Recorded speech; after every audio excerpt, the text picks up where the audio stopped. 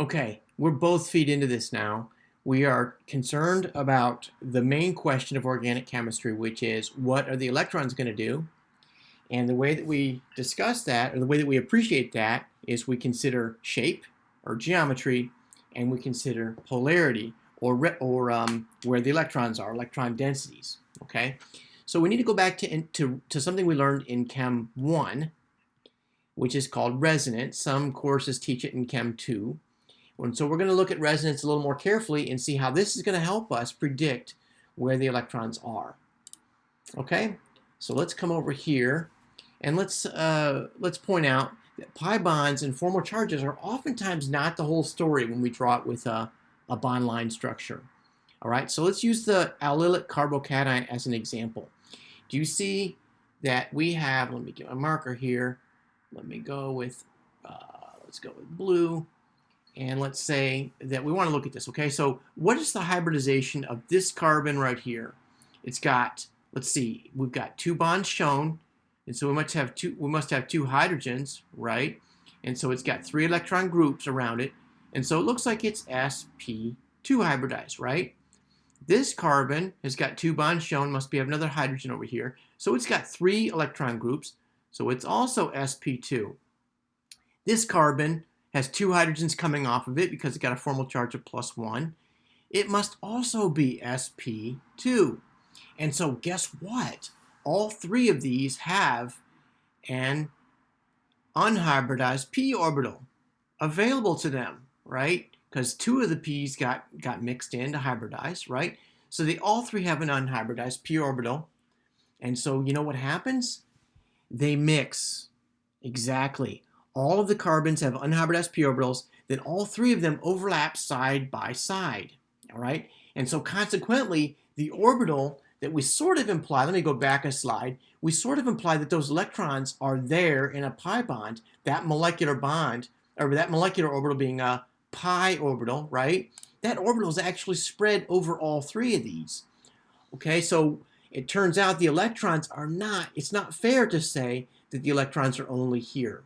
Okay, now I'm going to go a step further and say that the way that we address that is we draw both line bond structures. So what we're going to do, we draw, let me see, what we do is we take these electrons here and we say, let's take those and put them here with a curved arrow notation. And can you see that that's going to give this structure over here, right?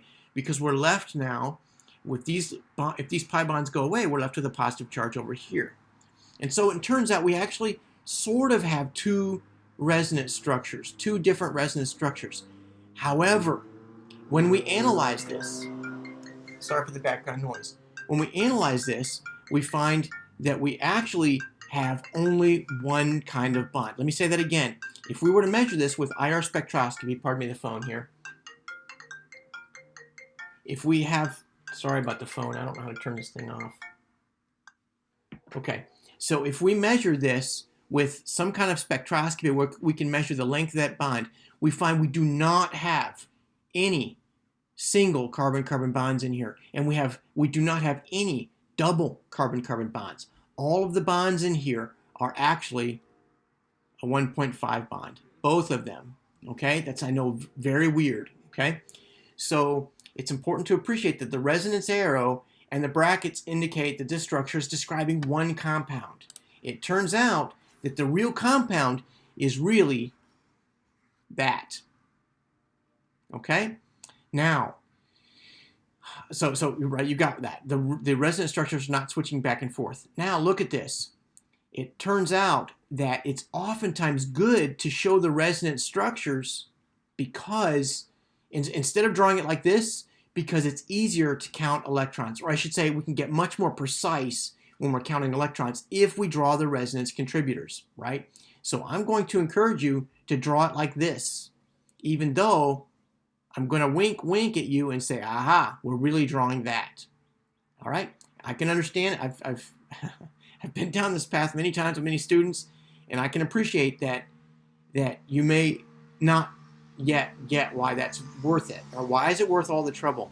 And I'll say, hold on to your hats. Let's get really good at recognizing resonance structures, drawing resonance structures, and then we'll see what value we can get from it. So again, I'm going to encourage you to draw your resonance structures like this. Actually, I'm going to require you to, right? I'm going to give you points in class for drawing your resonance structures like this, but we'll always need to remember when we do that, we'll put brackets around it to help us, that these two bonds are actually identical, okay?